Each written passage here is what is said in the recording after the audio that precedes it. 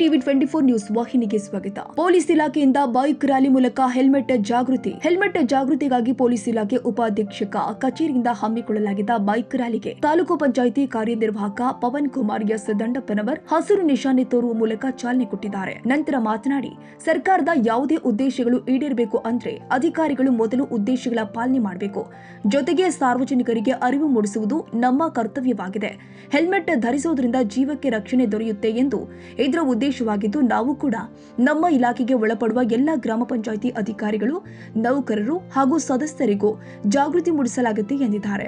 Police ಉಪಾಧೀಕ್ಷಕ Venkatesh ಅವರು ಮಾತನಾಡಿ, ಯಾವುದೇ ಇಲಾಖೆ ಇರಲಿ, ಸಾರ್ವಜನಿಕರು ಇರಲಿ, ಸರ್ಕಾರದ ಕಾನೂನು ಪಾಲನೆ ಮಾಡಬೇಕಾಗಿದೆ. ಆದ್ದರಿಂದ ಕಡ್ಡಾಯವಾಗಿ ಎಲ್ಲರೂ ಹೆಲ್ಮೆಟ್ ಧರಿಸಬೇಕು. ಕಾನೂನು ಪಾಲನೆಯೊಂದಿಗೆ ನಿಮ್ಮನ್ನೇ ನಂಬಿ ಬದುಕುವ ನಿಮ್ಮ ಕುಟುಂಬದವರಿಗಾದರೂ ಹೆಲ್ಮೆಟ್ ಧರಿಸುವ ಮೂಲಕ ಜೀವವನ್ನ ಕಾಪಾಡಿಕೊಳ್ಳಬೇಕಾಗಿದೆ ಎಂದಿದ್ದಾರೆ. ನಗರದ ಡಿವೈಎಸ್ಪಿ ಕಚೇರಿಯಿಂದ ಮಹಾತ್ಮ ಗಾಂಧೀಜಿ ವೃತ್ತ, ಅಂಬೇಡ್ಕರ್ ವೃತ್ತ ಇನ್ನಿತರ ಪ್ರಮುಖ ವೇದಿಯಲ್ಲಿ ಪೊಲೀಸ್ ಇಲಾಖೆಯಿಂದ ಬೈಕ್ ರ್ಯಾಲಿ ಮೂಲಕ ಹೆಲ್ಮೆಟ್ ಜಾಗೃತಿ ಮೂಡಿಸುವುದರೊಂದಿಗೆ ಠಾಣೆಯಲ್ಲಿ ಮುಕ್ತಾಯಗೊಂಡಿದೆ.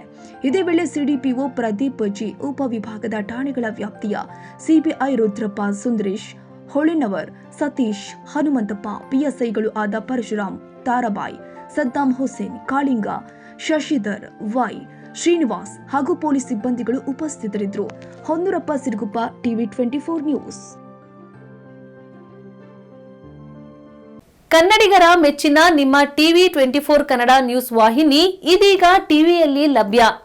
ಕರ್ನಾಟಕ ಮತ್ತು ದೇಶ ವಿದೇಶದ 360 ಡಿಗ್ರಿ ಸುದ್ದಿ ಹಾಗೂ ಉತ್ತರ ಕರ್ನಾಟಕ, ಬೆಳಗಾವಿ, ಬಾಗಲಕೋಟೆ, ಧಾರವಾಡ, ಹಾವೇರಿ, ಗದಗ, ಬಿಜಾಪುರ ಜಿಲ್ಲೆಯ ಕ್ಷಣ ಕ್ಷಣದ ವಿವರವನ್ನ ಪಡೆಯುವುದಕ್ಕೆ ಟಿವಿ 24 ಕನ್ನಡ ನ್ಯೂಸ್ ವಾಹಿನಿಯನ್ನ ಲೈಕ್ ಮಾಡಿ, ವಿಡಿಯೋಗಳನ್ನ ಶೇರ್ ಮಾಡಿ, ಕಮೆಂಟ್ ಮಾಡುವ ಮೂಲಕ ನಮ್ಮ ವಾಹಿನಿಗೆ ಸಹಕಾರ ನೀಡಿ ಮತ್ತು ಚಾನೆಲ್ ಅನ್ನ ಸಬ್ಸ್ಕ್ರೈಬ್ ಮಾಡಿ. Thank you.